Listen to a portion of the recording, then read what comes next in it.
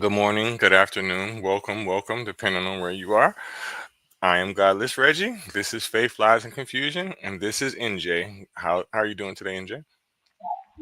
I fabulous. How are you dealing with all that snow down there? Oh my gosh, I can see that number one. I'm going to that immediately. And what all of what now? What you talking about? I got dry ground, brown leaves, on the street. What you talking about? It comes and goes where I am. It don't stay so long.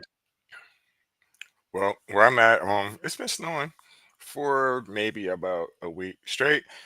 Normally it would be all cleaned up, but it's just so cold outside here. The highs have been probably like in the 20s at the most, and it's just been constantly snowing. I am in Northeast Ohio. I'm used to it. It's not nothing new. It's not like it's a foot or anything like that. Well, in Cleveland, it's probably 2 or 3 feet, but where I'm at, it's maybe about 10 inches on the ground. But the street crews, they're okay, so it's not really that bad. Today's show, I wanted to talk about something that I really have no idea about. Throughout my life, I've heard about the Seven-Day Adventist Church. I don't really know anything about it except for the fact that they follow the Sabbath. Most places in the United States, we look at Monday, the first day of the week, but it's really not. It's Sunday. So with Seven-Day Adventists, from my understanding, their basic thought process is that they worship and go to church on Sunday. Hey, if that's correct, I don't see anything wrong with it. But I wanted to learn a little bit about it because I haven't actually have had a family member or anything like that that's been in that denomination. Most of the other denominations, I could say, well, this brother, this sister, this cousin, grandma, or whatever, probably went to, but this one, no. So I said, let me just go ahead and do a little review on this, see if I can learn a little something here and there. Um, I don't know everything, but I will forever strive to learn as much as I can, even about things that are completely irrelevant to me. Um, Normally I've been doing cults, but this time I'm just gonna go ahead and do denominations. What do you know about the Seven-Day Adventist, NJ? Absolutely nothing. I'm going to learn with you, but I can guarantee you by the end of the lesson, we will find a cult. I'm sure we will. I've in my neighborhood, right? There's a big Hispanic community, and I tell people this all the time, right? So when you go past some of their churches, not all of them, and you know how it has the the times of the church like it's a billboard and shit like that. Some of them say culto, and it tells you exactly what time it starts and stuff like that. So to me, all of them are cults. But um, I guess we pinpoint certain cults when they do dangerous things, where there's mass unalivings or something like that, and then we quote them and put them as cults. But technically, every religious sect is a Right. cult, in my opinion. It's not a cult until they either jump out of something or drink the Kool-Aid. Then it is a cult. Yes, yes. According to American standards, you are 100% correct. We never call them cults until somebody got to die. Bottom line, somebody has to die in the name of this religion for it to be a cult. But to me, that's contradictory because Jesus died for his beliefs in his religion, right? So hey, it's all the same effing thing But if you ask did me. not form a cult upon his death. Jesus died, cult formed, 2025, Christianity still exists, and they are still waiting for him to be reborn to free them from. I'm not quite sure anymore. I've heard so many different renditions. Just this last year alone. Me too. And the more I've become invested in it and learning about religion, the more I'm starting to learn the same exact thing that you're saying. I try to focus on other religions as well, not just Christianity, because it's important to me to learn things. But at the same time, I am the most educated in Christianity based on the fact that my family is Christian, and where I live, most of the population is, and that's what I've been taught, well, indoctrinated to believe as a young child. I do know now that it's a bunch of BS or whatever. But I still know it better than the rest of them. Um, I'm gonna go ahead and read a little bit about the Adventists. Let me pull this up. Give me a second.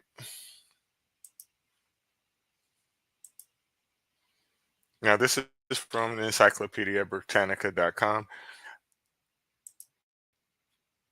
Well, I'm lying. Give me a second. This is Chat GPT that I'm on. I have a couple of different sources. The Seventh day Adventist Church is a Christian denomination that emerged in the 19th century in the United States. It was officially organized in 1863 and is known for its emphasis on the imminent second coming or advent of Jesus Christ, which is a core belief in the denomination. Here are some key aspects of the Seventh day Adventist Church. Sabbath observance. One of the most distinctive beliefs in the Seventh day Adventist Church is the observance of the Sabbath on Saturday, the seventh day of the week rather than Sunday. They believe the Sabbath is a day of rest and worship, following the biblical commandment in Genesis 2 2 through 3, in Exodus 28 through 11, the second coming of Christ. Adventists believe that the second coming of Christ is imminent and that it will bring an end to sin, suffering, and death. This belief is rooted in their interpretation of biblical prophecies, especially the book of Daniel and Revelation. Well, that's one difference. The church places a significant emphasis on health and wellness. Many Adventists follow a vegetarian or plant-based diet, and the church promotes a holistic approach to health, including physical, mental, and spiritual well-being. They also advocate for abstinence from harmful substances like tobacco, alcohol, and recreational drugs. Sanctuary doctrine. The Adventist Church believes in a unique interpretation of the heavenly sanctuary. They believe that Jesus began a work of judgment in the heavenly sanctuary in 1844, a doctrine that arose from the great disappointment when the predicted return of Christ in 1844 did not occur. This idea is known as the investigative judgment. 5. Evangelism and education. The Seventh day Adventist Church is known for its global evangelism efforts. It operates a large network of schools, colleges, hospitals, and humanitarian organizations around the world. They focus on spreading their message through education, health services, and missionary work. Biblical authority. Like many Christian denominations, Adventists believe in the Bible as the inspired word of God. They emphasize the importance of both the Old and New Testaments and hold to traditional Christian doctrines like the Trinity, salvation by grace, and the need for a personal relationship with Jesus Christ. Their global presence. The Seventh day Adventist Church is a global denomination with millions of members worldwide. It is one of the largest Protestant denominations with a strong presence in Africa, Latin America, Asia, and other parts of Europe. In summary, the Seventh day Adventist Church emphasizes the second coming of Christ, the observance of the Sabbath day on Saturday, health and well being, and a commitment to education and evangelism. It's a denomination with a unique set of doctrines and practices many of which distinguish it from other Christian traditions. Okay. So that's something I definitely did not know and I was not aware of, is the fact that they emphasize on education. That's strange to me. And the reason why it's strange is because to me, if you focus on education a lot, especially if we're talking about history, biology, science, or anything like that, that shit is going to disprove the Bible. So I'm concerned with that. Okay, you got to remember, this was began in 1863. What was education in 1863? What was it? What was education? It, we need you to be I able to read I poison, don't. non-poison. We need you to be able to add a $1 and a $1 and get $2. We Hmm. need you. We need you to recognize and understand that you are a boy. You are a girl. You make babies. You just, I don't know, talk about dumb stuff that you don't know nothing about. That's your job. Your job is to make babies. And let me explain to you the boogeyman of 1863, because I was listening when you said they began this religion in 1863. This is Hmm. what they were educating against in 1863. The Emancipation Proclamation was issued by President at Abraham Lincoln. That was January 1st. January 10th, the world's first underground railway, the London Underground, opened. February 2nd, Samuel Clemens first used the pen name Mark Twain in a Virginia City newspaper. Just so we are staying relative as to when this religion started. February 24th, the Arizona Territory was created. March 3rd, the Idaho Territory was organized by the U.S. Congress. July 1st to the 3rd, the Battle of Gettysburg took place, a turning point in the American Civil War. November 19th, President Abraham Lincoln delivered the Gettysburg Address. So that's what the education was educating again in 1863. Okay, I see what you're getting at. That kind of sounds similar to a few episodes ago, or was it last episode? I'm starting to lose track, but very similar to how Mormonism got spread. And I can almost guarantee if I backtrack or just pull it up on my fucking screen, those dates correlate with the dates as well. Because what that is basically the expansion of the West, in nice terms, because basically is giving these people the right under God and under Congress to go slew entire fucking villages, nations, and fucking tribes in the name of God and in the name of the United States. It's just a fucking justification, and then they'll probably just go back later on. I don't know anything about this religion, but they're probably just gonna go back later on and try to, you know, um, convict some of these people for doing this shit that they're telling them to do, basically. Yep. Go ahead. Next lesson, because I'm getting excited now. I'm like, this is going right where I go. Well, I didn't even line it up first. It's always the same fucking story. It's like I don't even have to read into this shit, and I know. Okay, so what's gonna come next? Okay, it's gonna have something to do with sex, for sure, for sure, for sure. Um, it's gonna be some underage girls, right? It's gonna be something like that. It's always the same fucking shit. So let me go to back to where I was reading at. I'm gonna go to the origins this time because that's what I really want to know. Where did it start?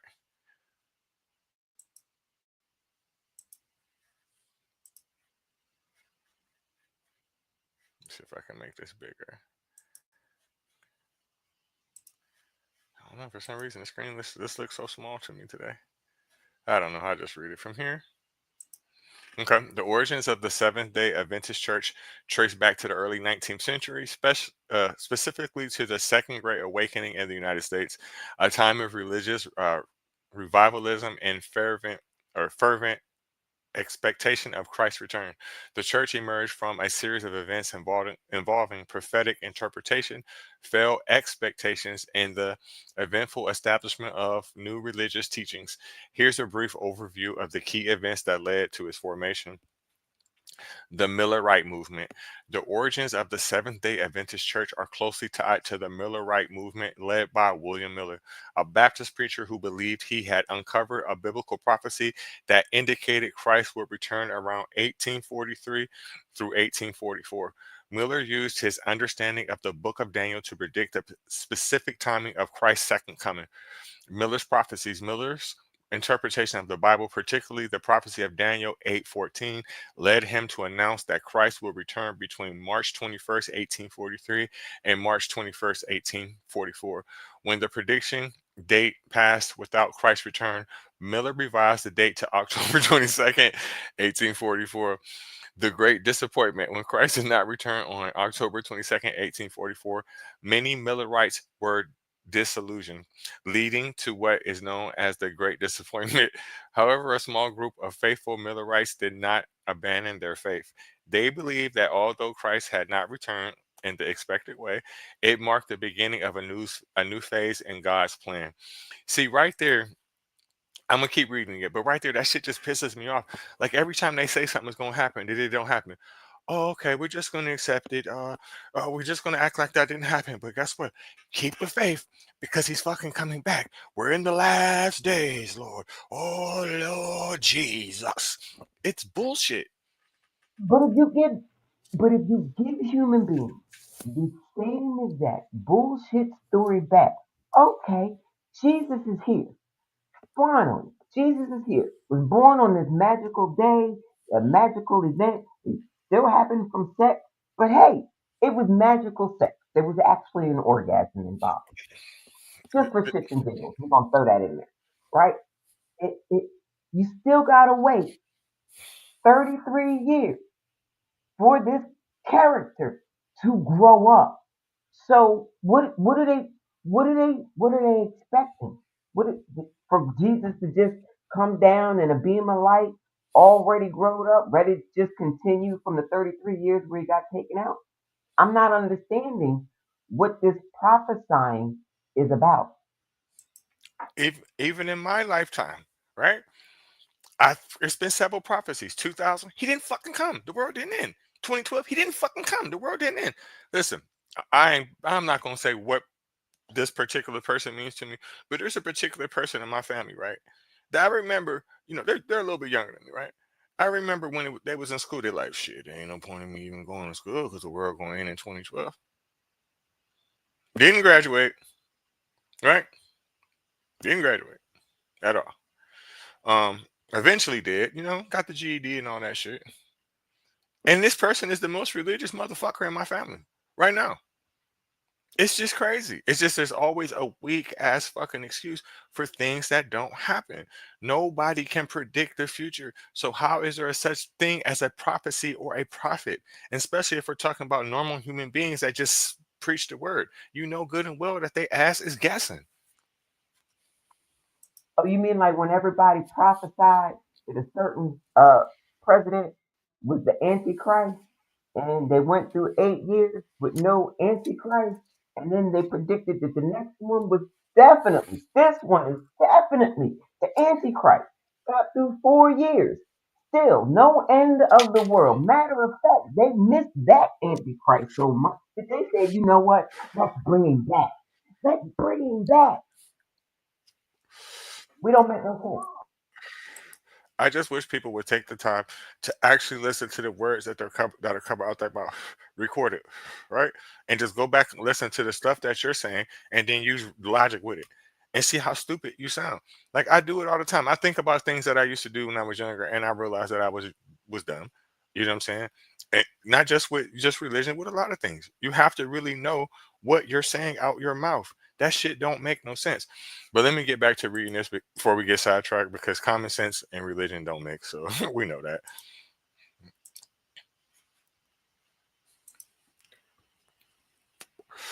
I think I bought the wrong page. Okay.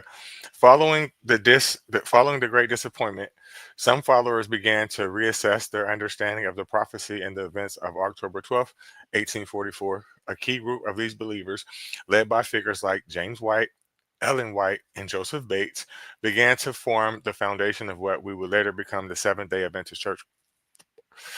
This is interesting because usually you don't hear a lot of female religious figures. Ellen White, considered one of the most influential figures in the formation of the Adventist movement, claimed to have received numerous visions and prophetic revelations. Her visions and writings provided guidance on many doctrinal issues, such as the correct observance of the Sabbath on Saturday and the understanding of Christ's work in the heavenly sanctuary. James Bate, a former sea captain, Bates played a key role in helping the group adopt the belief in observing the Sabbath on the seventh day, Saturday, which became a distinctive figure in Adventism. The development of key doctrines. In the years following the Great Disappointment, the group would become the Seventh day Adventist Church, developed several key doctrines that distinguish them from other Christian denominations. Obviously, this Sabbath observance, that the belief that the Sabbath would be observed on Saturday as prescribed in the Bible, became central to the Adventist theology. The investigative judgment, the idea that following the 1844 event, Christ enters the most holy place in the heavenly sanctuary to begin a final judgment for humanity.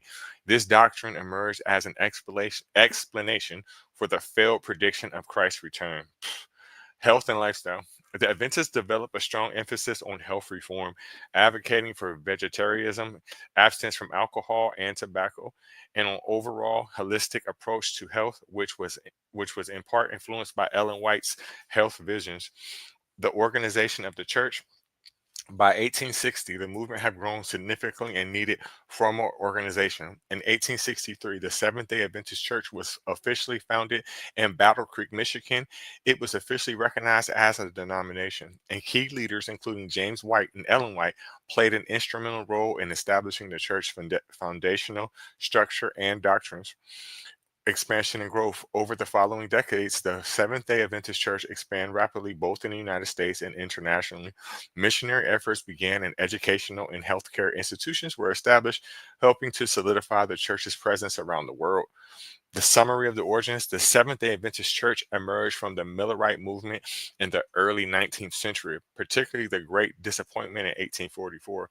When followers recalibrated their beliefs about Christ's return, influential leaders like Ellen G. White, Joseph Bates, and James White helped form the core beliefs of the church, including the observance of the of the Saturday Sabbath, the understanding of the investigative judgment, and a focus on health and lifestyle reforms.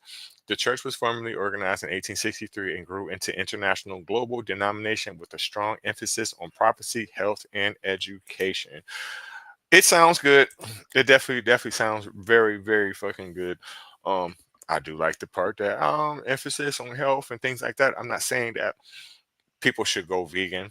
I don't personally think that veganism is 100% healthy for everyone.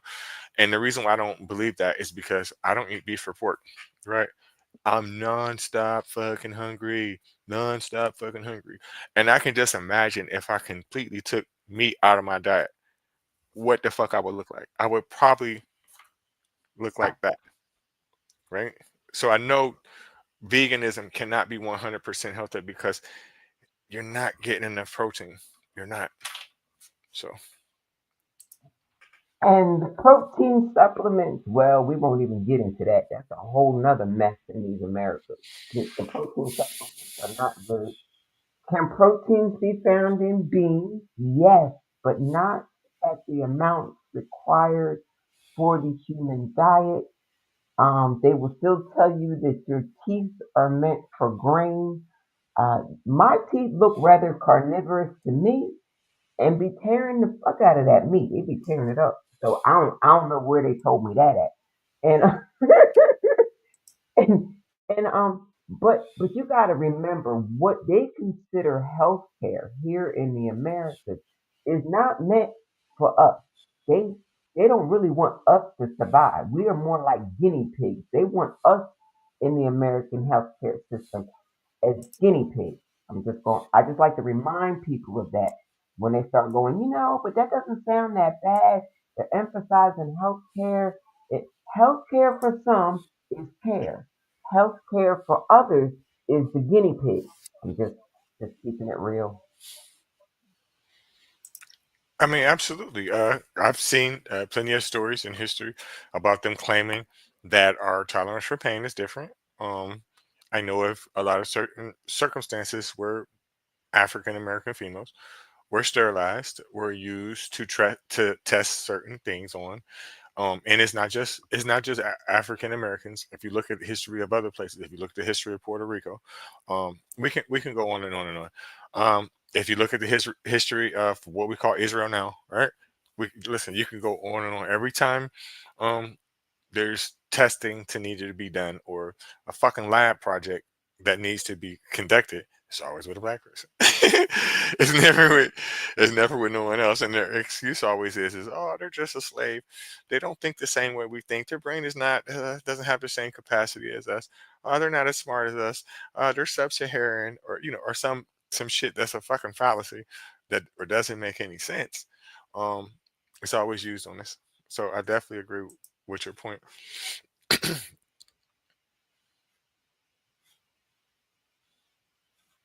I'm about to play a video here because I need to use the restroom real quick. Is there anything you want to pull up?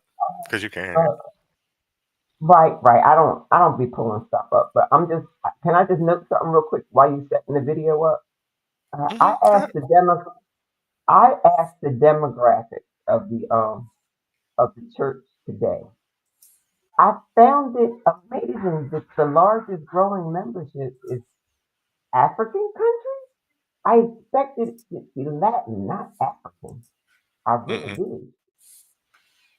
Mm-mm. Because a lot of, I mean, if you look at it from our, I see what you're saying. I get that. From our point of view, it would seem that way because we're directly connected to Latin America. However you look at it, right? They're right fucking there. So we do hear a lot of stories in the United States about missionary work going to Latin America, South America, Central America, and the countries that are in those places that may be impoverished and things like that.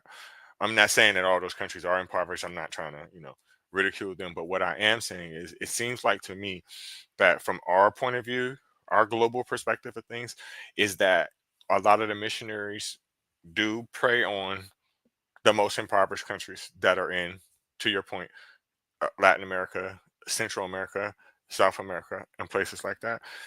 And I think it's mostly because they're right fucking there.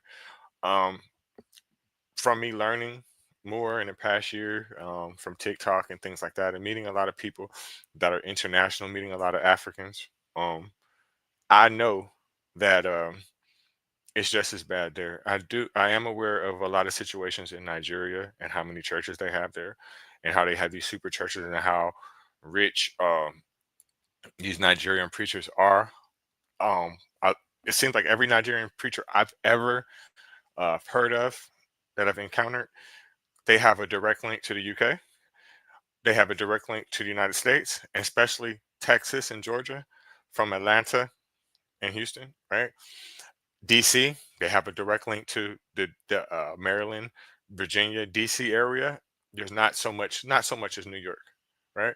But my point is wherever they people go, they try to go there too, to set a basis or a church, so they can still keep getting their money.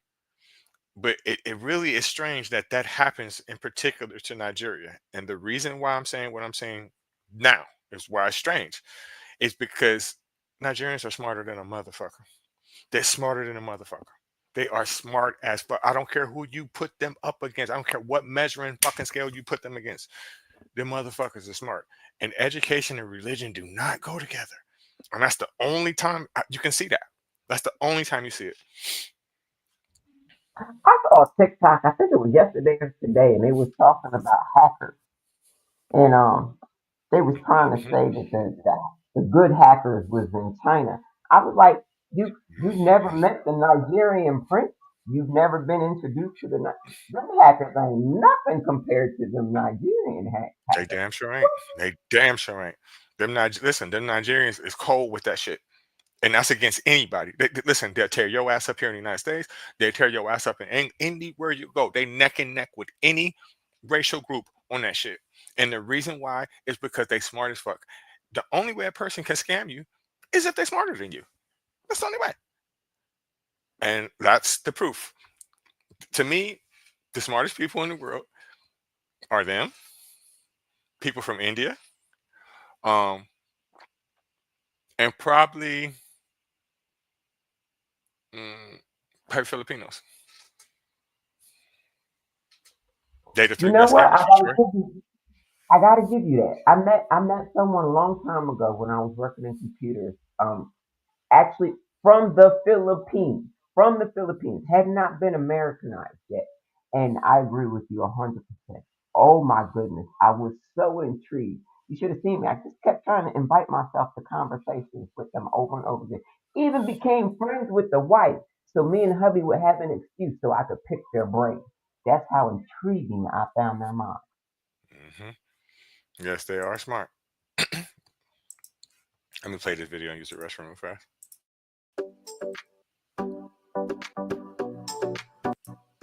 You may have heard of the Seventh day Adventist Church, but what exactly do they believe in? Hey, it's Dan Zimmerman. Welcome back to Illustrate to Educate. In this short video, we'll dive into a detailed explanation of the basics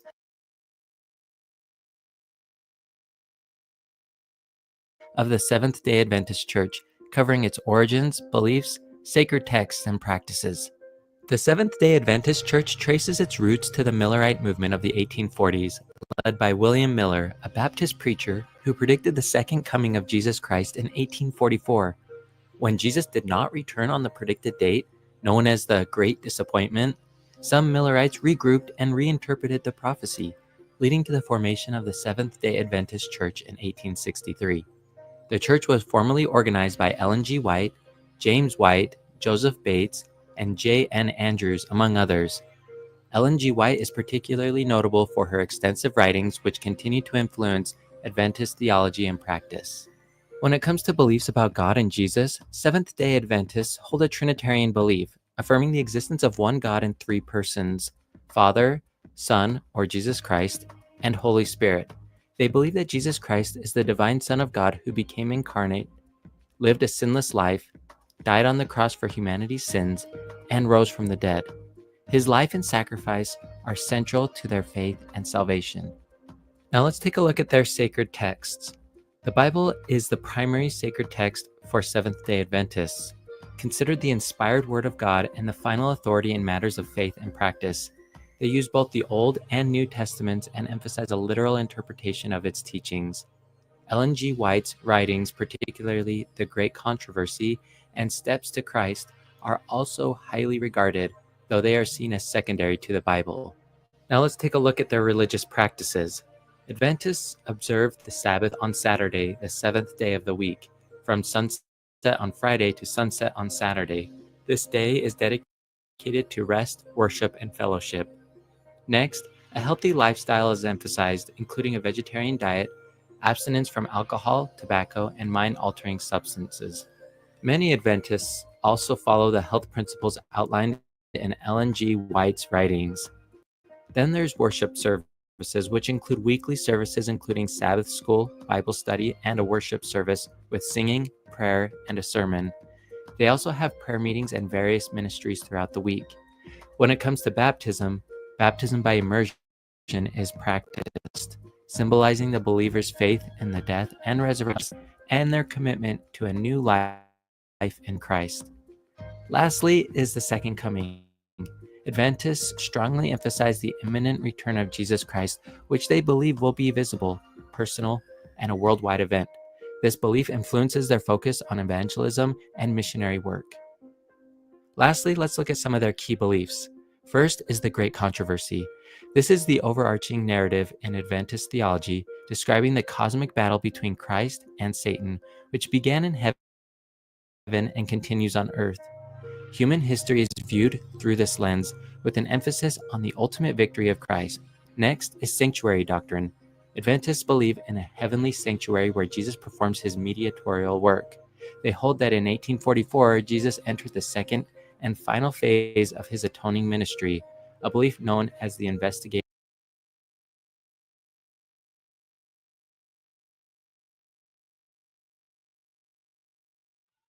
judgment. Then there's beliefs about the state of the dead. They believe in soul sleep, where the dead remain unconscious until the resurrection at Christ's second coming. Next is their holistic view of health that includes physical, mental, and spiritual well-being. This is often manifested in the church's extensive healthcare network, including hospitals and clinics. Lastly is their belief about religious liberty. Adventists are strong advocates for the separation of church and state and the freedom of individuals to practice their faith without government interference. Did you find this video about the Seventh-day Adventist Church to be helpful? If so, don't forget to like, comment, and subscribe to Illustrate to Educate. If he's asking me, I definitely would have to say yes. That was informative. I didn't know that last part about separation from church and state. Like I said, eh, a lot of the things that they represent, I actually But like. but But I they but they not separating church and state. They not separating. They trying to get the church in the state. right, right, right, right. It's contradictory. Like a lot of stuff they're saying is contradictory because, like I said, if they really push that, and if they really were pushing education, you're pushing away your members. You can't convince me that you're consistently doing that. Are the doctors and nurses in these healthcare industries that follow this religion, are they praying for the CEOs or against the CEOs?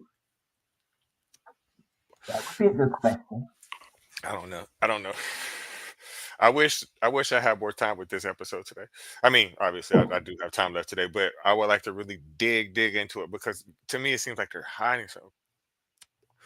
I don't know what it is. It's just maybe I haven't heard so many horror stories about the Seventh Day Adventists. There has to be some out there, but I haven't heard a lot. But I feel like they're hiding. I'll tell you what, as I find them, I will make a TikTok until TikTok goes. I will have one seven-day Adventist tragedy a day for 7 days. There you go. Sounds like a winner to me. Okay, I do have a couple videos that are not really presented in the best light, or well, I don't know. I haven't really seen them, but I have one that's saying that why he left. I didn't watch it. I'm sure he was Oh, I'm present. going along with you.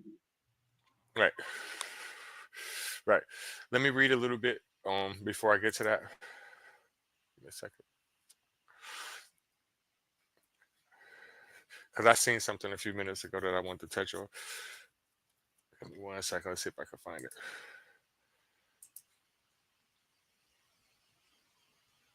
Where did I see it at? It correlated with a couple other churches. Give me 1 second.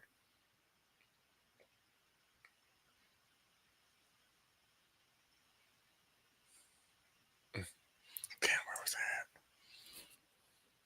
Because it says something about Jehovah's Witnesses. Okay, give me 1 second. I found it now.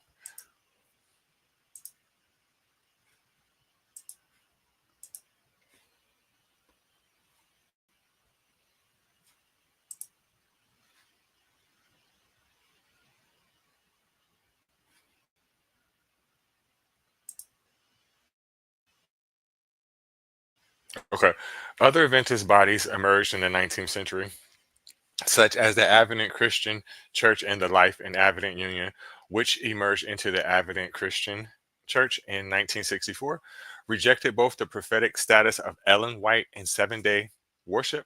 Another group, the International Bible Students Association, inspired by Miller and Adventist teaching, was founded by the preacher Charles Taze Russell in 1872, changing its names to the Jehovah's Witnesses in 1930. It became the second successful group to emerge from the original Maronite movement. Another Sabbatarian church, the Worldwide Church of God, emerged in the 1930s. At its height in the 1980s, it claimed more than 100,000 members. During the 1900s, the Worldwide Church of God engaged in a process of doctrinal reevaluation that led to it renounce the beliefs it had inherited from Adventism and joined the larger evangelical movement. Belief in Sabbath observance brought with it a new appreciation of the Hebrew Bible, the Old Testament. The Seventh day Adventists accepted Old Testament dietary regulations from which their present day emphasis on health developed. In 1900, two members of the church, John Harvey Kellogg and his brother W.K. Kellogg, founded the Sanitas Food Company, later called the Kellogg Company, to market a healthy breakfast cereal that had been served at church sanatoriums run by John Harvey Kellogg. The sanatorium's many prominent patients included C.W. Post, later the founder of the Postum Cereal Company. The church emphasis on healthy living and preventive medicine was augmented by the founding in 1908 of a chain of outstanding medical institutions. The church became a pioneer of medical missions, establishing hundreds of hospitals, medical centers, clinics, and sanatoriums across the United States and throughout the world. Um, I know I was kind of stumbling through that somewhat, but basically what that is, that just taught me something I didn't know. They invented Kellogg cereal. Wait, Basically. do you know why That's what it's saying. cereal was invented? Do you know already? No, no, go ahead. Say it. Tell me one. Okay. To avoid masturbation, they came up with cornflakes to keep men from masturbating. I promise you, I can't make this up. Everybody, what is it? Everybody hates Adam or loves Adam. Everybody hates Adam. It was a show that came out like right before the shutdown for COVID, and Oh my he would do little goodness. That is clips crazy. on the internet. and he was going mainstream, but they actually shut him down. You know, between the writer strikes and all the other strikes that was going on in Hollywood, he got shut down. But one of the main things he did was how Kellogg's cereal came to be, and just like you said there, them two brothers came up with cornflakes to keep human beings from masturbating. They used those sanitariums to run experiments on masturbation, orgasms, yada yada yada. I promise you. That's the most ridiculous shit I've ever heard in my life. Both situations, that is so fucking ridiculous.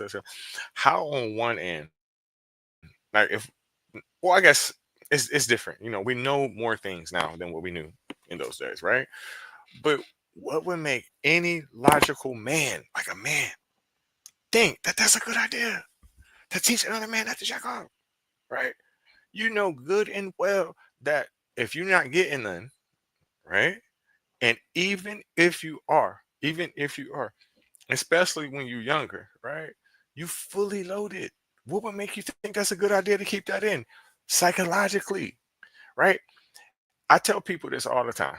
I'm not saying it's right what these people do, but you have to think that this has something to do with it. So, priests, right? They're sexually oppressed, 100%, right? You telling these people to live a life and to completely ignore their natural feelings as a human being, their natural desires, right? You're telling them to hold it all in. Of course, they're gonna be weird.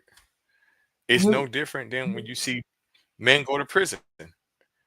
You know, their morals change. They completely change. There's men that never have they even looked at another man a day in their life. They get in there, sitting there long enough, boop. I have heard after 10 years, that is not real. That doesn't really happen. Mm-mm, mm-mm, mm-mm. That's not real. That's what I What was part's not real? told. If you go to jail and you in there long enough, the other things will start um, not sounding so terrible. Because somebody I knew had done a whole lot of time in jail. And I consider anything over 2 days a whole lot of time because I'm precious. I am precious. But this particular person did 10 years total. And they told me that women are available in the jail and that you do not need to cross over. That's what I was told. They would never, they did not ever, and that kind of stuff didn't really happen. I'm just telling you what I was told. I am not saying I believe the storyteller. Look, I've heard stories like that, and I've heard more than I can tell you stories that completely contradict that number. I mean, completely contradict that story, right? I'm just gonna go off of the stats, off the numbers, right? So, say a particular prison has maybe 1,500 inmates, right? At max, you probably got 20 females, maybe. You know, so bare minimum, that And not, person that said that is exaggerating. and not everybody can pay. Not everybody can pay. Not everybody can pay. So, you know, just That's what saying. I'm saying. Not everybody can pay. Not everybody can pay. And there's a lot of guys that I've grown up with.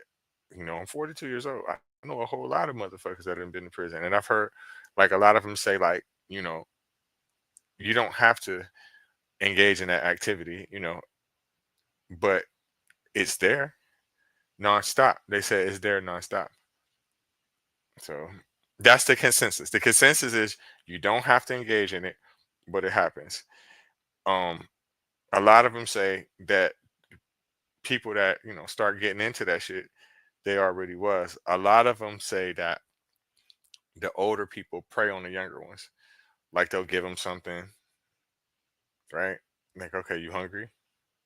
Give them something, Yeah, and they now don't know. those are the ones I don't like. I don't mind consensual. I don't mind. Hey, I saw you. You saw me. I ain't buying. You ain't selling. But we agree. I don't mind that. But when they start that manipulation, hey, you want a Snickers bar? Hey, give me a piece of your cornbread. You know that kind of stuff. I don't like that. We gonna have a problem all day, every day. Right. Let me get back on track here, though.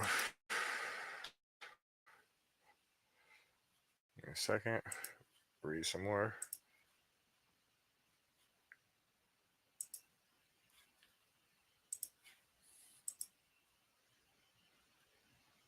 Okay.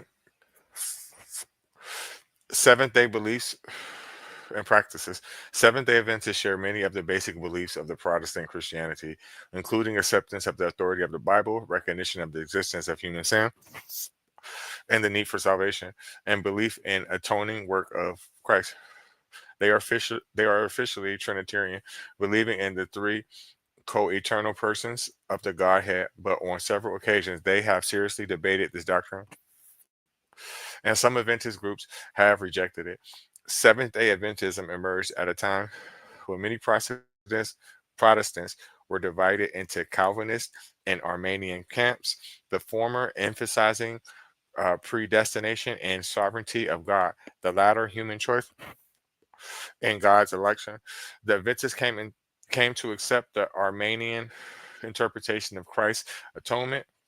They argue that his death was provisionally and potentially for all men, yet efficacious only for those who avail themselves of his beliefs.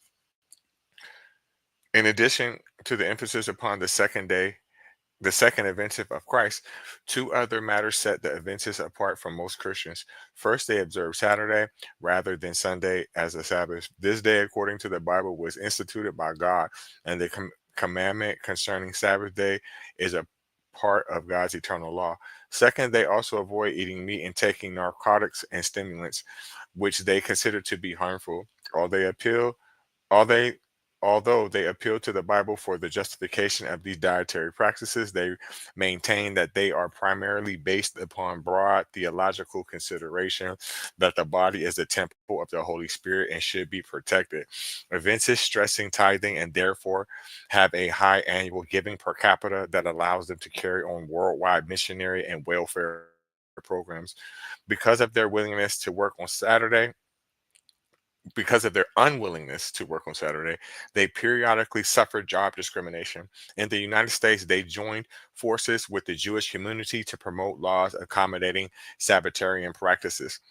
Institutions. Their nearness of the second coming motivated Adventists to engage in worldwide missionary work. Seventh day Adventism sent out its first missionary, John Nevins Andrew, in 1874 and eventually expanded into the worldwide movement with churches in nearly every country where was legally permitted by the 21st century. The emphasis on missionary activity won the church many new adherents in Latin America, as NJ specified earlier, the Caribbean, and sub-Saharan Africa. The General Conference, the church's main governing body, has its headquarters in Silver Spring, Maryland, where it was moved in 1989 from Washington D.C. The General Conference meets quadrennially. I can't pronounce that word. Local congregations in a particular area or county are associated in conferences, and each conference is in turn a member of one of the 14 regional divisions into which the World Church is organized. The General Conference supervises evangelical work in more than 500 languages. It also manages a large parochial parochial school system, and a set of orphanages and retirement homes. Adventist publishing houses operate in many countries, and Adventism literature is distributed door to door by volunteers. So yes, I can definitely, as I'm reading, I can definitely see the similarities to the Jehovah's Witnesses, and I can tell that depending on what you believe, one of them got their beliefs from the other. Definitely, one got their belief from the other. If I was going to pick one, I would pick the Seventh Day Adventist because it's the closest to the life that I already live. That is real about the job discrimination when you ask for Saturdays off because I don't work on Saturday. Don't like working on Saturday. Never have, never will. uh, so when I was working as a server, that would be the first thing that somebody would come after me about. Well, we all have to work on Saturday. I said, you all do. I do not. I will work on Sunday, whereas a lot of your servers will not. But Saturday, I will not be here in any way, shape, or form. I won't be here. Sometimes it works. Um, Most times, well, now that I'm reading it, you you could have definitely did something about that, and you probably would have been rich as a motherfucker if you would have got the right lawyer to sue because that's religious. What's the right word? What's the right word? Religious discrimination, right, for sure. right, right. Which worked in New Jersey. It did. It And worked in New Jersey. Ain't nobody tried me in New Jersey. If I said my religious belief said I had Saturday off, then that's what I had. I was never on the Saturday call. But when I moved to Georgia and Florida, let me tell you, these store managers really be thinking that they somebody. They really be thinking that they work at the corporate office. Because all it takes is one phone call to the corporate office over their head to bring them back to reality. But they really do try mhm. you in Georgia and Florida. They really do. And that's crazy. You would think because those two states are a member of the Bible Belt that they would side with you, but um, most people don't read the book. It clearly states that Saturday is the Sabbath day. It is. That's what it says. Because the first Now, day of what the they week usually is tell Sunday. me is, but they usually tell me, but you drink, but you smoke, but you partake. Yes, yes, and yes. But I still don't work on Saturday. I can pick and choose how to do my own thing. I can pick and choose. I'm not working on Saturday, and I will still be drinking, and I will still be smoking, and I will still be partaking. Look at God, won't He do it? I feel you. Um, I've also heard of stories in history. I can't pinpoint them. I can if I pull it up, but I just don't have time today. Of the reason why, the way that the calendar is set up, and how we are made to believe that Monday is the first day of the week. It has to do with religion, obviously, and things like that. But I think it derives from the Catholic Church, the Roman Catholic Church that was over here, if I'm not mistaken. But I know it has something to do with that for sure, for sure. I'm gonna go back to reading a little bit here before I play this last video.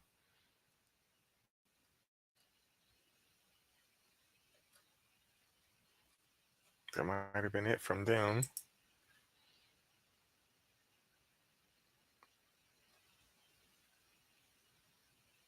Okay, I'll read about their culture and practices. Give me a second.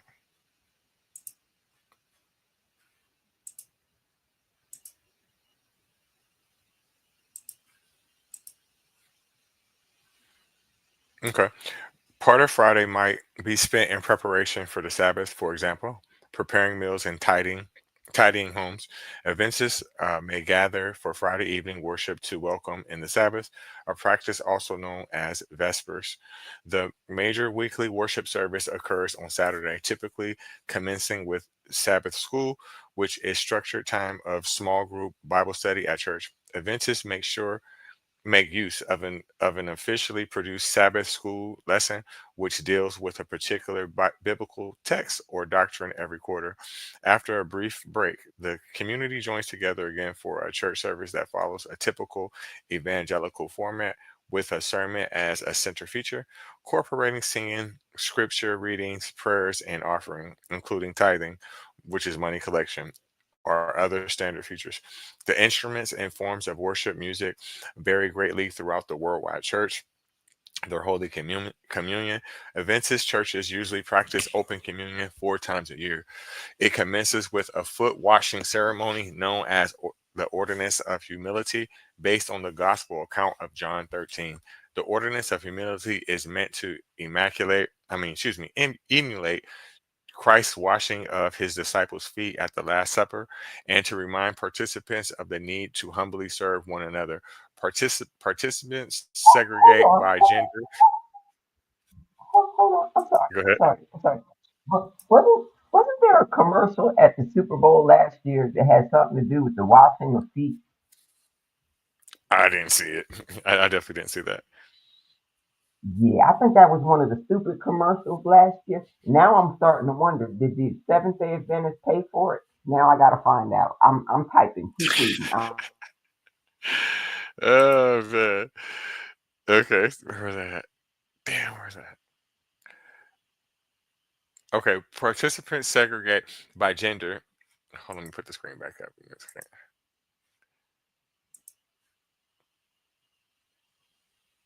Participants segregate by gender to separate rooms to conduct this ritual.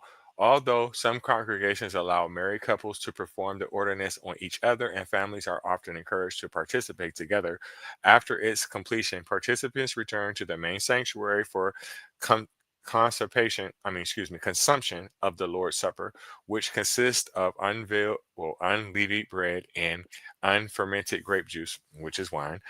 Since the Seventh Day Adventist Church began in 1860s, it has advocated its members to eat vegetarian diet, which we spoke on earlier, particularly the consumption of kosher foods described in Leviticus 11. I guess they think they're Jewish too, meaning abstinence from pork, rabbit, shellfish, and other animals prescribed as unclean. The church discourages its members from consuming alcoholic beverages, tobacco, and illegal drugs. In addition, some Adventists avoid processed foods and caffeine. The pioneers of the Adventist church had much to do with the common acceptance of breakfast cereals and meat alternatives into Western diet, which we touched on earlier. John Harvey Kellogg started the meat alternative movement by creating uh, protests at Battle Creek Sanitarium, which later sold through mail. Ordered by Battle Creek Food Company. The Battle Creek Food Company mostly manufactured meat alternatives for the guests at Battle Creek Sanctuary. William Keith Kellogg and John Harvey Kellogg invented cornflakes at Battle Creek Sanitarium by putting stale wheat berries between rollers and baking it. It was later served to the I cannot say that word properly, sanitarium guests. The Kellogg brothers also invented bran flakes and Rice Krispies. Later in 1906, Will Kellogg founded the Battle Creek Toasted Cornflake Company in Battle Creek, Michigan. Special Foods, founded in Worthington, Ohio in 1939, manufactured meat nut substitutes. After World War II, it changed its name to Worthington Foods. Worthington Foods introduced two canned meat alternatives in 1949, soy loin steaks and meatless wieners. In 1960, it bought the rights to manufacture the Market Battle Creek Foods Company products after John Harvey Kellogg died. In 1975, it released its frozen soy-based meatless foods nationwide.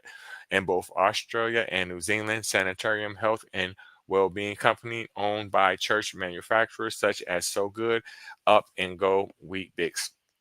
The Adventist health studies indicate that the average Adventist in California lives 4 to 10 years longer than the average California.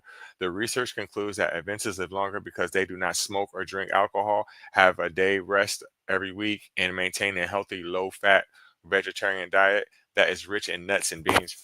The cohesiveness of Adventist social networks have also been put forward as an explanation for their extended lifespan.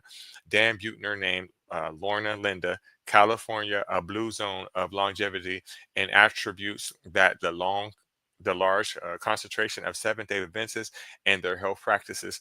The 96,000 adults who participate in the Adventist health studies from 2001 to 2007 were 30 to 112 years old and lived in Canada and the United States.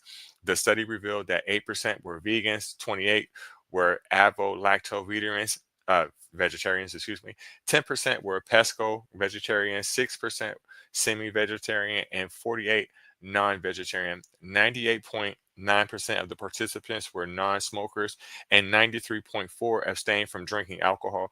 Those were vegetarians had a much lower risk of obesity, hypertension, and hyperglycemia. Adventists who were vegetarian had a lower risk of breast cancer, colorectal cancer, coronary heart disease, lung cancer, and prostate cancer compared to non vegetarians. Those who were vegan had a lower body mass index compared to vegetarians and meat eaters, which is obvious. Adventists' clean lifestyle were recognized by the United States military in 1954, and 2,200 Adventists volunteered to serve as human test subjects in Operation White Coat, a biodefense medical research program whose stated purpose was to defend troops and civilians against biological warfare. I wouldn't have did all that. I'm not volunteering for shit for you to make me a fucking lab rat. But hey, I guess that's a part of their faith. I don't know. Now, imagine being told that the sanitariums were for people who were mentally ill, but you're not feeding them nothing but cornflakes. Are they mentally ill or are they malnourished? Which one is it? Maybe they just maybe they just need to be changing their diet. But Both of them. um, right. But my little side tangent took me to the He Gets Us campaign, which was who was running that commercial last year during the Super Bowl. And that He Gets Us campaign was pretty much paid for by Hobby Lobby. Now, I've heard about the controversy with Hobby Lobby, but I never understood it and got it until I looked it up just now. Evidently, there's a smuggling scandal with Hobby Lobby. I don't care about anything else that Hobby Lobby has done, but smuggling.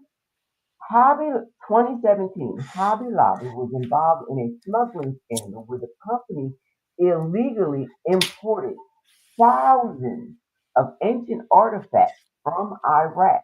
The artifacts were intended for the Museum of the Bible, funded by the Green family who owns Hobby Lobby. The company agreed to return the artifacts and paid a $3 million fine. Which is I chump never change knew to me. that. Yes, it is chunk change to them. And I bet you they did not return all of them. They just returned the ones that they knew about. And where the hell is this museum of the Bible? And why do we need a museum for the Bible? And why the fuck you gotta steal something from Iraq to prove anything in the damn Bible? Is my question. Oh, right. That's a whole nother side tangent that I wasn't ready to go down yet. But we can if you like, because I got a laptop with internet. We can do this all day. That's a damn shame.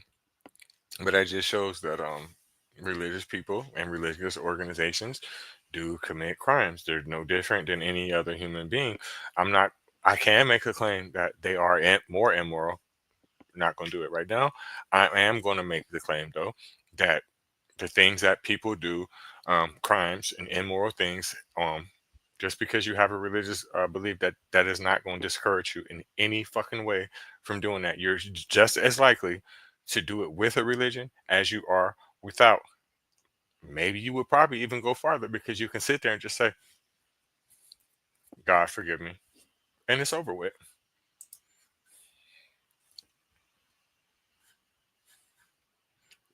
Let me see if there's more I can read with this. I'm gonna play a video here. Okay, so their ideas about marriage. Okay. The Adventist definition of marriage is a lawfully binding, lifelong commitment between man and a woman. The church manual professes the belief that marriage originated as an institution from the biblical story of Adam and Eve, and that their union should be used as a pattern for all other marriages. Adventists hold that marriage is a divine institution established by God during the events of the book of Genesis prior to the expulsion of Adam and Eve from Eden. The belief that God celebrated the union of Adam and Eve, and that the concept of marriage was one of the first gifts of God to man, and that it is one of the two institutions that after the fall Adam brought with him beyond the gates of paradise. The Old and New Testament texts are interpreted by some Adventists to teach that wives should submit to their husbands in marriage. Adventists hold that heterosexual marriages are the only biblical ordained grounds for sexual intimacy. Adventists do not perform same sex marriages, and individuals who are openly homosexual cannot be ordained. but may hold church office and membership if they are not actively pursuing same-sex relationships. Current church policies state that openly homosexual and practicing persons are to be welcomed into the church services and treated with love and kindness afforded by human beings. Ethics and sexuality. The Seventh Day Adventist Church opposes abortion, believing it can have long-term negative effects on both the individuals involved and society as a whole. In an official statement on the biblical view of unborn life, the church declared that an unborn child is considered by God to be a living individual. However, there are circumstances where the mother's life is at risk, and Seventh Day Adventist hospitals will perform abortions. Adventists encourage sexual abstinence for both men and women before marriage. The church disapproves of extramarital cohabitation. Adventists oppose homosexual activities and relationships, citing the belief that Scripture makes no accommodation for homosexuality. The Adventist Church has released official statements in relation to other ethical issues such as euthanasia, against active euthanasia, but permissive of passive withdrawal of medical support to allow death to occur. Birth control in favor of it for marital couples if used correctly, but against abortion as birth control and premarital sex in any case, and human cloning against it. Against it if the technology could result in defective births or abortions. Dress and entertainment. Adventists have traditionally held socially conservative attitudes regarding dress and entertainment. These attributes are reflected in one of the church's fundamental beliefs. For the Spirit to recreate in us the character of our Lord, we involve ourselves only in those things which will produce Christ like purity, health, and joy in our lives. This means that our amusement and entertainment should meet the highest standards of Christian taste and beauty. While recognizing cultural differences, our dress is to be simple, modest, and neat, befitting those befitting those whose true beauty does not consist of outward adornment, but the imperishable ornament of a gentle and quiet spirit. Accordingly, Adventists are opposed to practices such as body piercing and tattoos and refrain from the wearing of jewelry, including such items as earrings and bracelets. Some also oppose the display of wedding bands, although banning wedding bands is not the position of the General Conference. In 1986, the North American division permitted the wearing of wedding rings. Before that, it was a source of friction since Adventists overseas have worn wedding rings for many decades. Conservative Adventists avoid certain recreational activities which are considered to be negative spiritual influences, including dancing, rock music, and secular theater. However, major studies conducted from 1989 onward found that the majority of North American church youth reject some of these standards. In on June 29, 2000, the General Conference of Seventh day Adventists adopted a resolution on gambling. The church encourages its members not to gamble and it will not accept any funding from it. I don't know about that last statement because I would bet, you know, no pun intended, because we're talking about gambling. I would bet that some of them have bingo halls though. Right. And bingo is gambling. I don't care what they try to tell you. It's gambling. I've been in them bingo halls. Them ladies get mean with it. Don't you yell bingo and you ain't got bingo. Shoo-hoo! Anyway, I'm really lost on the last part that you read because it's not computing. It's just not making any sense. It doesn't work in 2024. It just don't work. Like y'all was having disputes over wedding rings. Like you know how hard it is to get people to even admit that they're married because you know a lot of them be doing extracurricular activities and they're only married for the tax break. So it doesn't matter which religion it is. It's basically for the tax break, especially here in the Americas. I don't know if they get tax breaks in other countries, but I know you do here. I would think that you do in other countries. Well, the two that I've been to, they definitely do. Their tax system is set up somewhat similar to ours. But I've even heard. Listen, I'll tell you this crazy story. I forget the country. It's a Central or South American country, Spanish speaking country, right? I seen this video, and there was this lady, right? And what she would do for income is have kids. She found that lucrative. Hmm. Did she find it lucrative because there were several, because of the fathers or because of the government? The government. Yeah, I ain't mad at her. I was mad when they took that clause out of our government. I ain't gonna lie. I thought it was wonderful when there were women out there who were willing to raise 10 and 12 children. I thought that was amazing. It was great for the gene pool because the gene pool was looking real thin, especially up there in the Northeast. Everybody was related. So much so that they had to take blood tests out the marriage certificate thing because everybody kept on finding out they was first cousins and brothers and sisters. Hmm. Because the people from the the northeast was really coming from one particular area, and that's the truth. They was coming directly. Listen, somebody told me something a long time ago when I was 18 or 19 years old, and that shit did not make no sense to me until I got a little bit older and started saying he was right. There was this old Italian man I used to work with, and he probably was about 70 something years old when I used to work with him, right? So, and this was right after 9/11. So he's from the 30s, and I ain't gonna say he was. I can't think of the right word. I don't know if he was racist or prejudiced. He was one of them, but he would deal with you. Italian, Hmm. Northeast, Hmm. racist, racist, Hmm. racist. He'll I work can with say you. it. Just be He'll work careful. with you, and he'll be friends with you, but he still makes it clear to you that you're not you're different. You feel me? And that's how he was. So at the same time, I kind of respected him in a way, right? He said something to me that was strange. He said that he remembers when the blacks came from the South. He said he remembered, and this is what he said. He said, "I remember when the Democrats brought the blacks from the South here." He's like, "I remember it like it was yesterday." So to your point, I get it. I don't know about now, and this is why I say now, because the Caribbean black influence is so strong in the Northeast, right? So fucking strong now. It's not like that they all from the South now. A lot of the Right, black because people from the Northeast the is from ones there. that they bought from the South, they made it to about grandmahood, but when grandma passed, Hmm. they all sold off the houses and moved back down south. Hmm. Hmm. That's true. And the Northeast still needed them. So what they did was they got their islanders that they had left Hmm. on the island was like, hey, we got these boats and planes. We'll give you a free ride.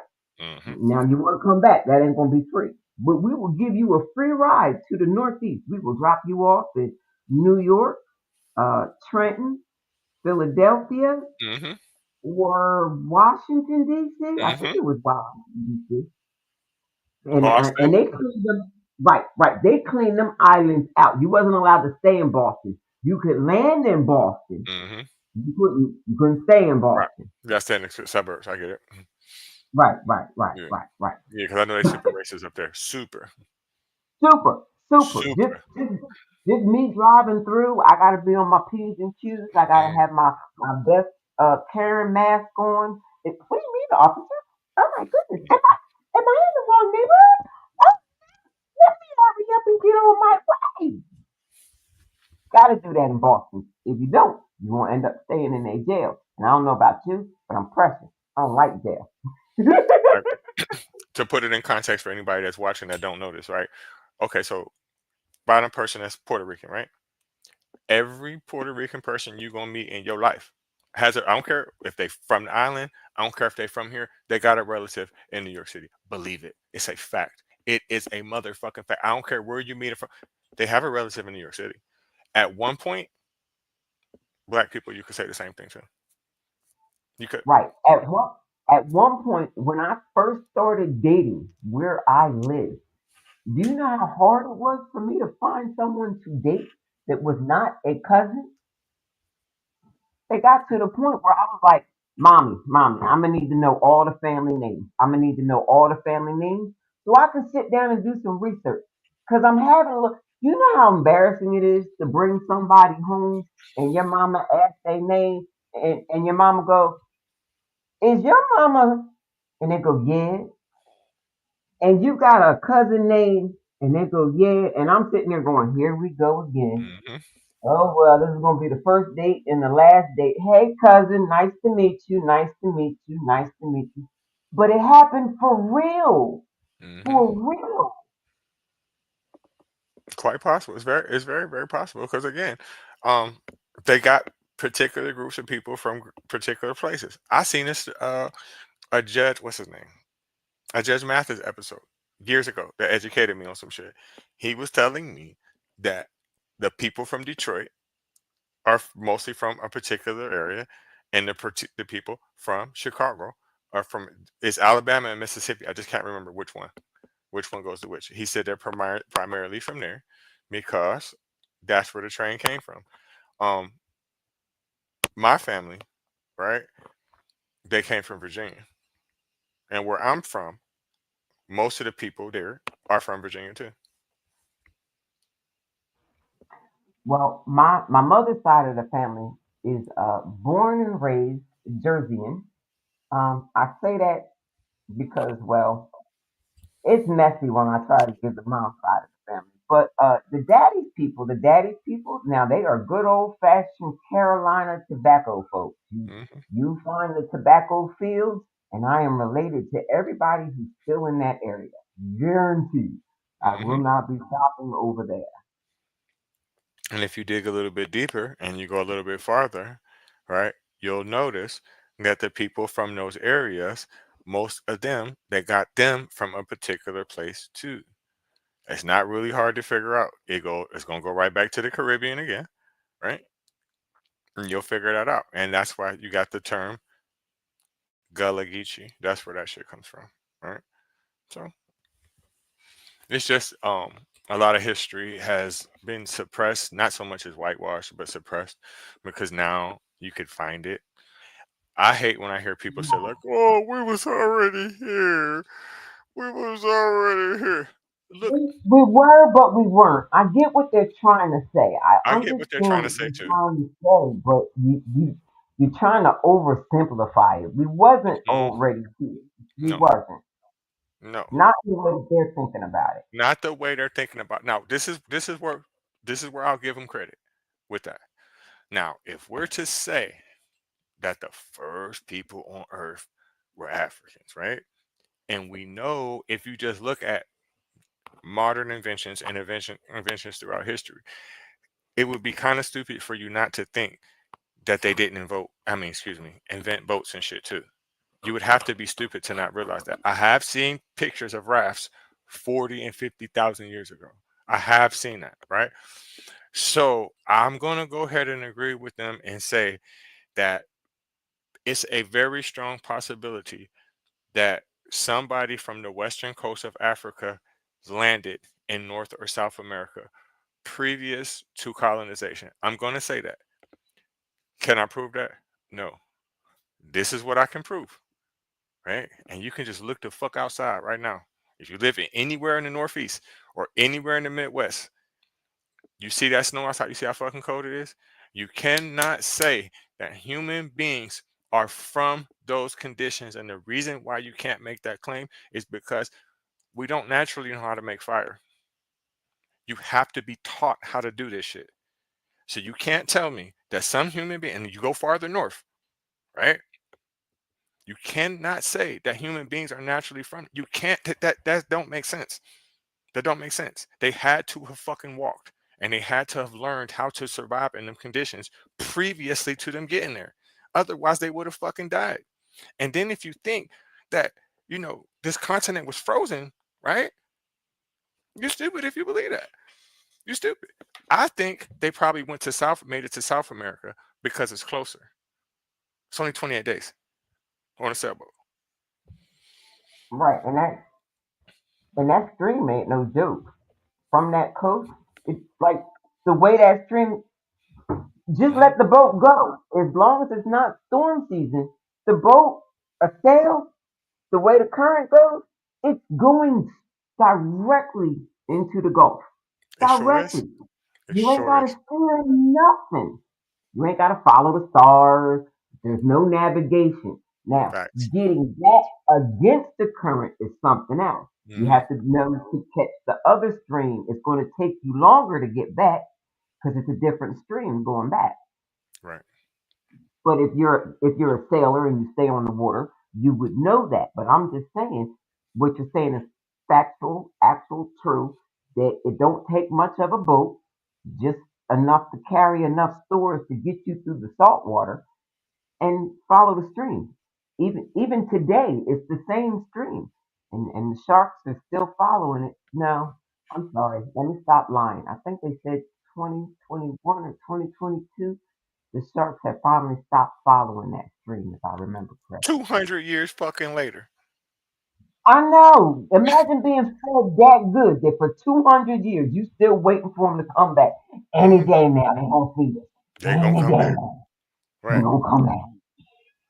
That's how you could tell. Listen, that's you know how people like, oh well, human beings. There's nothing that's so smart as a. Yeah, the sharks is because in less than 200 years they figured out that your ass ain't coming back. Your stupid ass still waiting after 2,000 years. Fuck out of here. Woo, child. But they don't think like that. They don't. They, Mm, they, But they they, don't think like that. but they swear that the humans are the smart ones on the planet. I mean, We go to work to survive to stay here. The animals is all out there chilling, making nests and burrows and eating and screwing, procreating, and not doing a damn thing else. right. Nothing. Surviving out here in All they in, do in the is elements. eat, yeah, in the elements.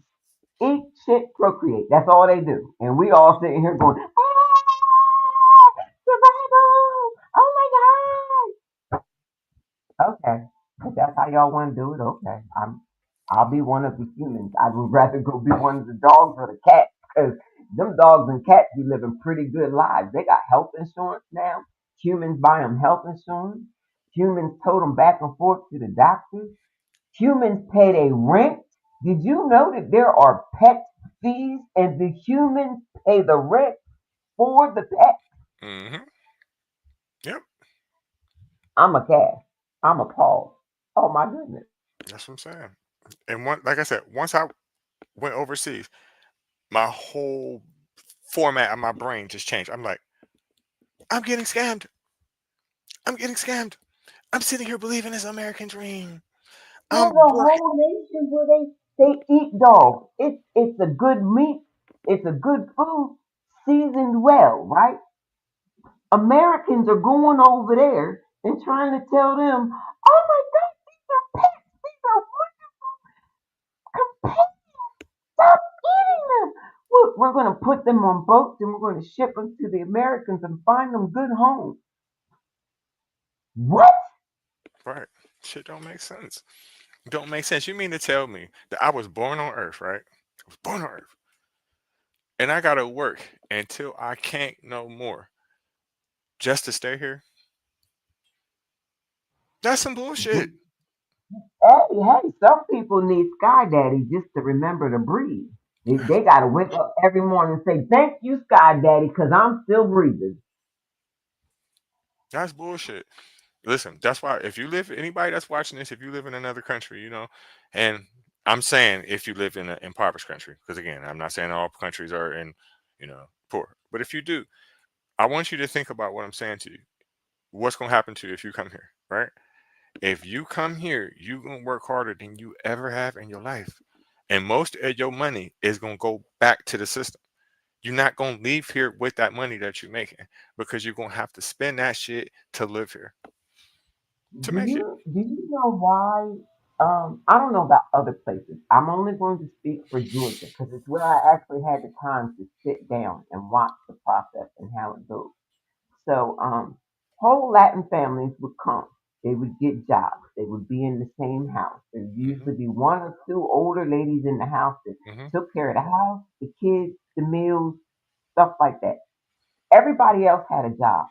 But I watched as my town slowly but surely got rid of everything and anything that helped them send the money back to their original country. Because what they Hmm. were doing at the time was sending the money back to their original country building beautiful compounds, you know, building, using the money to build. And then they would pack the whole family up and go back. That's all Nobody they had to want. work another day in their life. That's Hmm. all they want. Right. But Americans being Americans, specific Americans, let me be very specific Americans, got so in their feelings about them being able to do that, they shut down a lot of the money wiring systems or made them so expensive that it didn't make sense anymore or Hmm. made the housing so Hmm. ridiculous. You can't have more than this many and this many bedrooms. It's only two people per bedroom, and that's only if they're couples, and we only count couples as a man and a woman. What is you talking about? The first time I went to go move someplace with my kids, and they were like, "Well, how many kids do you have?" And I told them, and they were like, "Well, how many are girls and how many are boys?" And I was like, "Why does that matter?" Well, you can't have girls in the same room with boys. And I'm like, as their brothers, are you trying to insinuate that brothers and sisters can't be trusted with one another? And they were like, "Well, no, we're not saying that, but you're saying exactly that. That's exactly what you're saying. A brother and a sister can't be in the same room because you don't trust them to not have sex. But you, the landlord, it's not for you to decide that. Just like I watched on TikTok when everybody had a fit because that woman had her kids in the living room on the floor. Yeah, I don't know how many times I was in grandma's house in the living room Right. on the floor. Right. Wasn't nobody mad back then. At all. Why is that all of a sudden now an issue? You can't have too many people in the house. According to who? What do you consider too many people? If I'm born and raised with 20 people in the house and now I only got five in there, that's a come up in my world. Right. And now if I'm an only child and I ain't never shared a thing in my life and I got one other person in the house with me, that's me being grown up. I'm a grown up now. I'm sharing a space. Look at me growing up. It just depends on how it works out in your mind. Listen, some of the greatest have came from houses like that. Listen. I had this job. Uh, I used to remodel stores and shit at night. So one time I was stationed out in Valparaiso, Indiana, right? And at this particular spot, it was at the best spot I had to work at. I was the boss there, so I had to order the temps and all that shit. So this one temp came in. He was cool as fuck too. He was telling me that he was from Gary, Indiana, right? He stayed in Chicago, but he's like, no, he said he's from Chicago, but he lives in Gary, right? So I'm like, oh, okay, cool, cool, cool. And he started telling me about it, this, that, and the third and shit. And I was like, damn, man, you know what I would like to do one day? He like, what? I was like, man, I want to go see the house that Michael Jackson grew up in. He's like, dude, it's like a half hour from here. I said, for real. He said, yeah. So he was like, well, all you gotta do is just Google it, you know. And so where I'm from, right, at one point was the murder capital of the world, four times in a row, right? So naturally, I think I'm tough, right? You know what I'm saying? That's just how it is. You know, where I live at, you know, growing up, even now, you can't fight or you ain't willing to fight or do whatever. You can't go outside, right? So I think I'm pretty tough, right? He's telling me before I get there, he like, you know, be careful when you get there. All right. I'm like, whatever. Right. So I Googled the fucking address. I Googled the shit, right? Listen. As soon as I fucking got in Gary, Indiana, I ain't never seen no shit. It looked it, if not worse than where I grew up at. It's on the same level, right? But when you see this fucking house and all them fucking people that was in that house, it's like it's a one floor house. There couldn't have been no more than two bedrooms in that fucking house. And then it's just fenced off and it's all nice. You could tell that they remodeled it. But soon as you turn the fucking corner, oh my God. It's just like empty lot, crack house, empty lot, abandoned building, crack house, empty lot, empty. I'm like, oh man, listen. I took a picture of this shit, right? And posted on Facebook. I said, since y'all know so much, where am I at? Motherfuckers was like, listen, Michael Jackson's house, and you need to be careful out there, bro. I said, oh, okay. That's when I started learning about Gary, Indiana. Right, right. And that's And when I started learning about Gary, Indiana, that's when I said, Michael ain't no punk. No, no, you're not. Michael ain't no punk. No. I started seeing Michael's interviews with a whole different set of eyes. Cause Hmm. it's like once you realize that Michael wasn't no punk, you start hearing the inflections and the differences in the conversation. He might have used this word, but he was really inferring this word. Hmm. It changes your perspective when you see where he actually comes from. And Hmm. um and for me, it was, I had heard all my life about Philadelphia. I've been scared to death of Philadelphia. And then one day I got a burn in my butt. I was around, I want to say 14, 15 years old. I got a burn in my butt and I'm like, I'm going to Philly.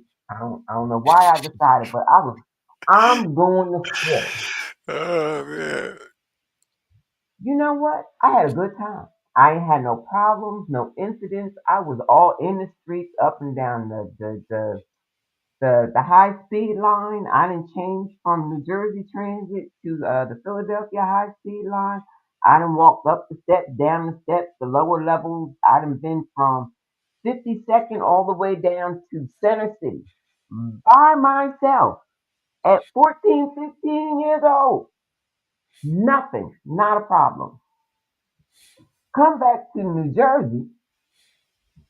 I go to a town called Camden, New Jersey. I know what I said. Oh man. Now, I call myself being cute one day, and I'm going to walk from my grandmom's house to my grandmom's house.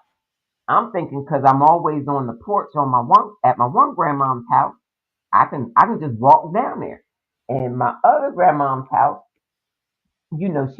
she's in the snootier side of town. It's still Camden, New Jersey. Hmm. It's still Camden, but she's on the snootier side of town. So I got my idea, and I start to walk, and I made it out grandmom's yard. I'm walking over the overpass, and I'm walking past the church. I made it one block past the church and said, I need to walk my happy ass right back where I just came Hmm. from and get a ride. Cause this is that bullshit. And one time after that, one time I decided, still Camden, New Jersey, I'm gonna go outside and take a walk. Cause I'm mad. And it's 11 o'clock at night. And Oh my gosh. Is it's this on the my 80s? grandma. Is this the 80s? Yeah, yes, yes. Oh This would man. have been the early '80s, like '83, '84. I want to say something like that. Definitely before '86. And so it's 11 o'clock at night. I'm mad. I done had a fight with my little sister, and she done pissed me off. And we at her daddy's house, and she's not gonna treat me like that at her daddy's house. And I go walking off, and I'm stomping, and I'm stomping, and I'm stomping, and I ain't paying nobody no mind. So I kept hearing this, hey, hey, and I ain't paying them no mind because I'm mad, and I'm stomping, and I'm stomping, and finally somebody catches up with me and taps me on the shoulder, and I'm like, hey, well, what did I stop and what did I speak for? Because now they want to walk with me. Oh, you mad? You walking? Where you walking? I was like, I don't know. I'm just walking. Oh, let me walk with you. I don't know you. Why you want to walk with me? So something said, don't do this. So luckily, my grandma was literally around the corner. So as he caught me by the school, I could literally see grandma's porch from where I was standing. So I'm headed for grandma's porch. I'm headed for grandma's porch. That's the only thing I'm aiming at. Grandma's porch. So I get to grandma's porch and I'm knocking on the door. He's like, oh, see, ain't nobody home. It's 11 o'clock at night. I know that if somebody's at my grandma's house, it's going to take them 15 minutes to come down the steps. It's 11 o'clock at night. Everybody in bed.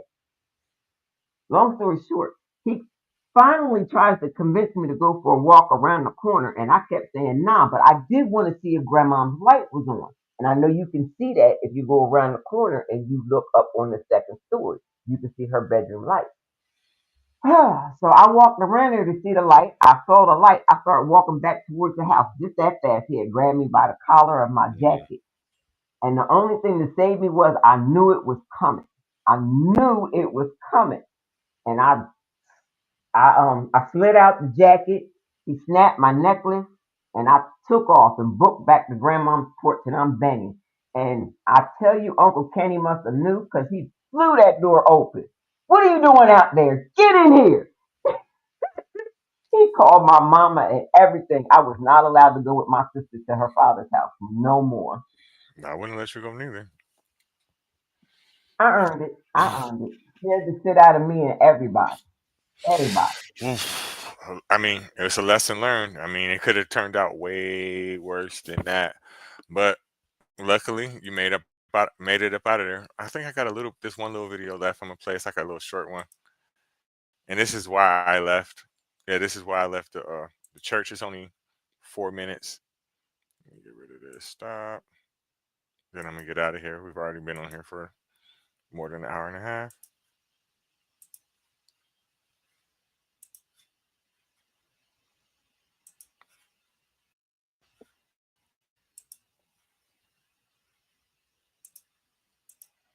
You could really boil it down to one answer, really. I left the Seventh-day Adventist Church because I became a Christian.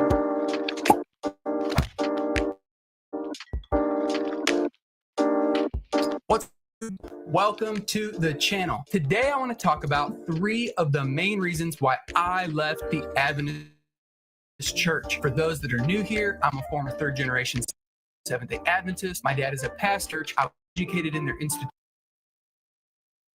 So what caused me to leave? Well, stick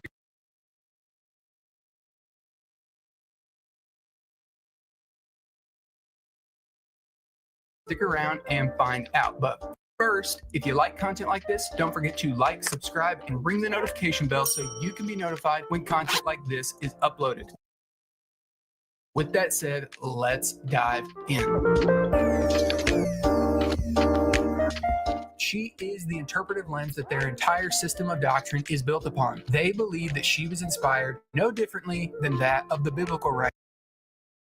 The problem is she doesn't pass the biblical test of a prophet. Deuteronomy 18 is clear. Anyone who comes claiming to speak on behalf of God but gives a false prophecy, even just one, demonstrates they aren't from God. When I started checking some of her visions and claims up against scripture, it became very clear very quickly that this woman was not being given revelation from God. She would often receive a supposed revelation.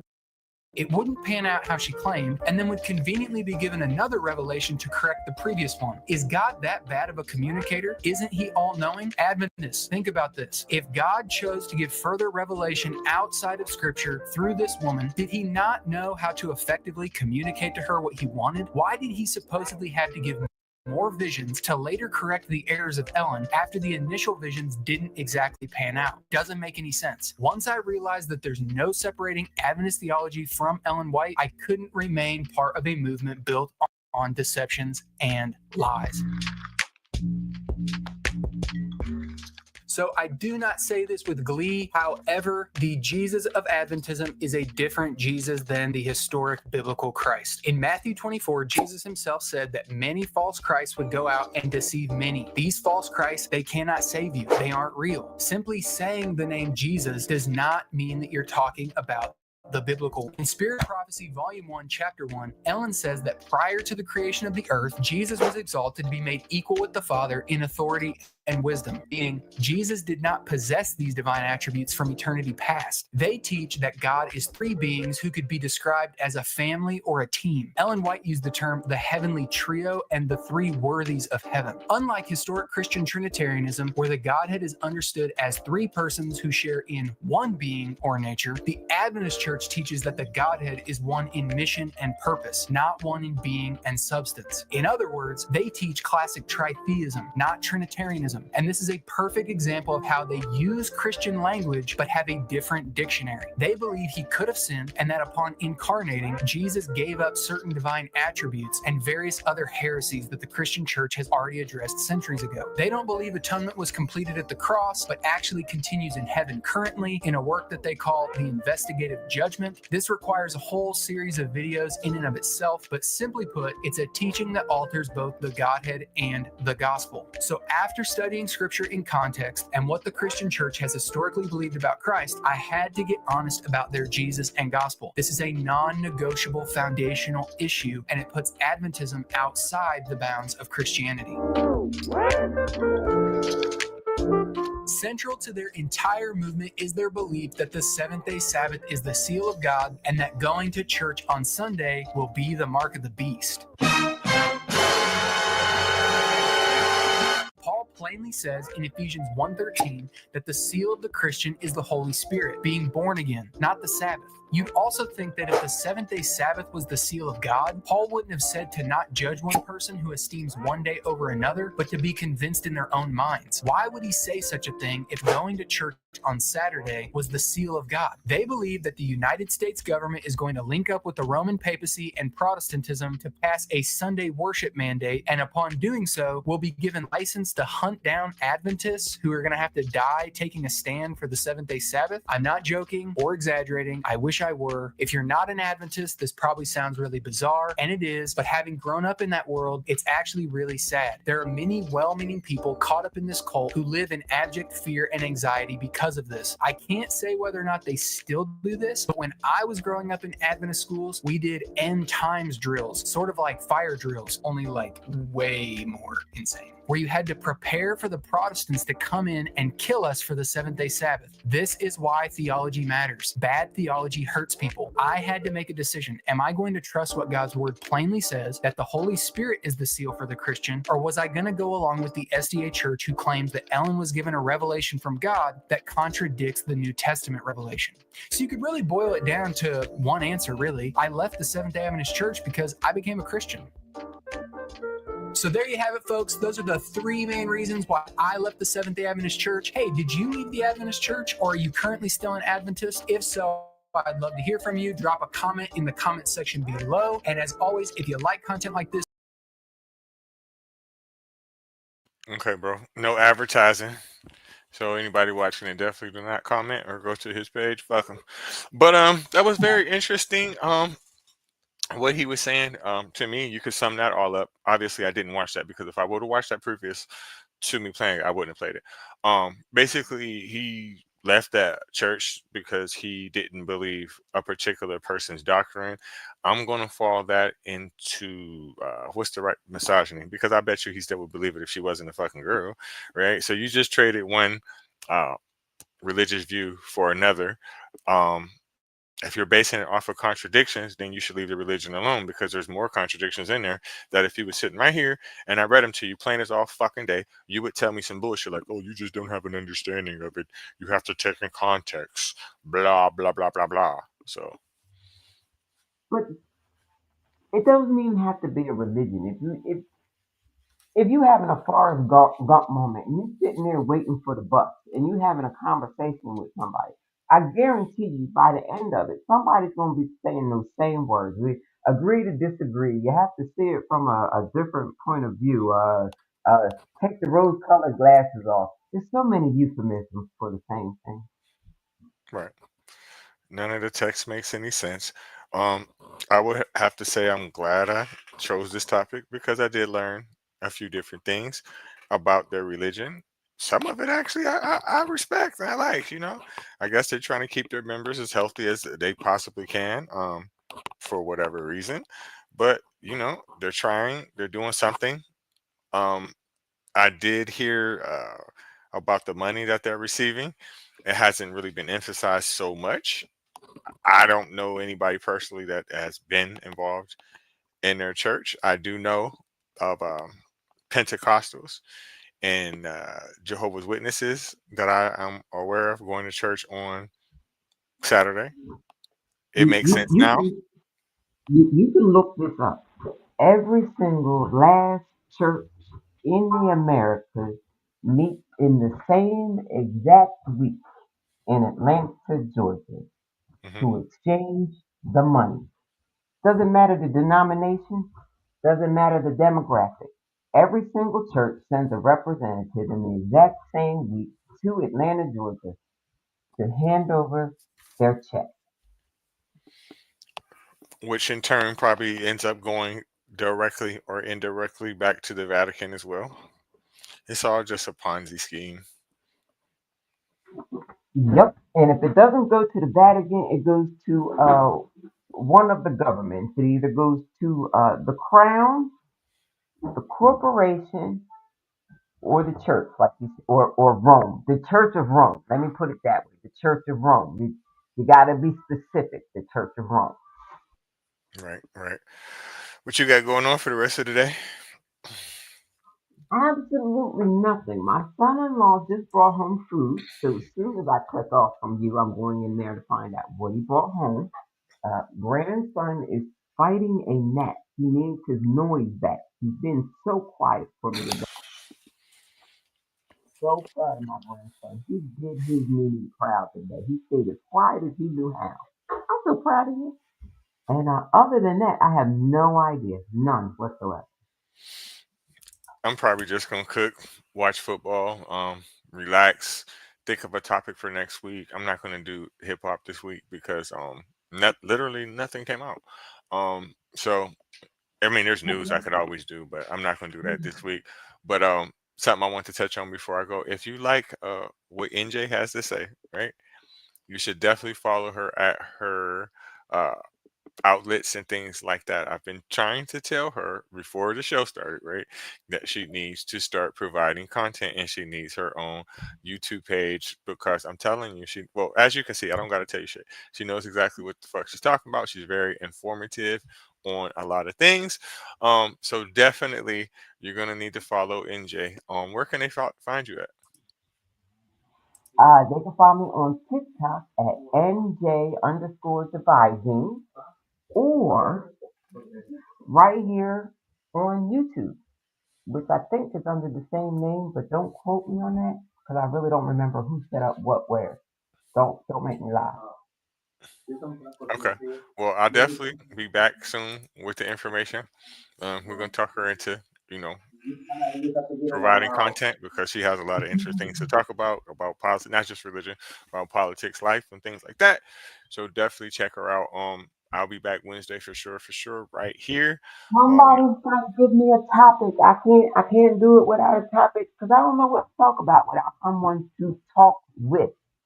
Like the conversation's not going to end where it started, but I can't have a conversation with myself. I've never gotten comfortable with that. I need something off of so that I know where the conversation's going to go. Does that make sense? yeah, it makes sense. And the reason why it makes sense to me is because a lot of times I'll be sitting there thinking like, what am I going to talk about this week, right? So a lot of times I won't promote it to the last second like now because I literally didn't think of nothing to talk about. So I get it from that perspective, and it also is weird sitting there looking at the screen talking to your motherfucking self, right? I can do it, but it is fucking weird doing it. So I definitely understand that. But to answer your question, well, it really wasn't a question, but what you were saying about you need something to talk about, basically all you got to do is just talk about what you talk about on your TikTok page, what's interesting to you. That's all you got to do, right? And then just have another person to give input right then and there. It's a conversation. Next thing you know, 30 or 40 minutes have already went by. I'm gonna give it a shot. I'm gonna give it a shot. I'm gonna figure this out. I am. I'm gonna figure this out because Okay. my kids have been trying to convince me. Friends tried to convince me, and and I've been fighting it for a long time because my only challenge was to get to 10,000. I never thought about going beyond that. I really didn't. Look, Okay, do I'm this. gonna be quiet so you can end your show. I'm gonna be quiet so you can end your show. I'm gonna be Look, quiet. look, look, tell me something that you want to talk about. I'll sit there and write it and make up a whole fucking script and everything for you and everything, and just give it to you if that's what you want me to do. Because I have a very good imagination, a very very good one. All right, all right. One of these days you're gonna get a text with a random thing Okay. on it, and I'm Okay. gonna just and, and an email address because I know texting a large file can be nerve wracking. Hmm. So I will send you an email and in a subject matter, and Okay. I'm going to expect the script back. Okay. Look, I'm off until Tuesday. So if you want to start today, just write it. I mean, just give me a topic. I'll make up a whole bunch of bullshit, right? And give you the information. And then I'll sit there and promote it. And whatever day you want to do it, we'll set it right then. And it's a done deal right then and there. Got it, got it, got it. And I'm gonna hold you to that. I'm gonna hold you to that. Okay. I'm gonna hold you to that. Definitely do. All right, so I'll catch y'all again Wednesday on AAA Sports. We'll be talking about college mostly in a national championship game that we know is going to be the Ohio State Buckeyes versus the Notre Dame Fighting Irish over this past weekend. Well, not really weekend, past few days. We had the bowl games to set that up, so that's going to be the topic of discussion. Um, I cannot stand the Ohio State Buckeyes. Notre Dame is my second favorite team.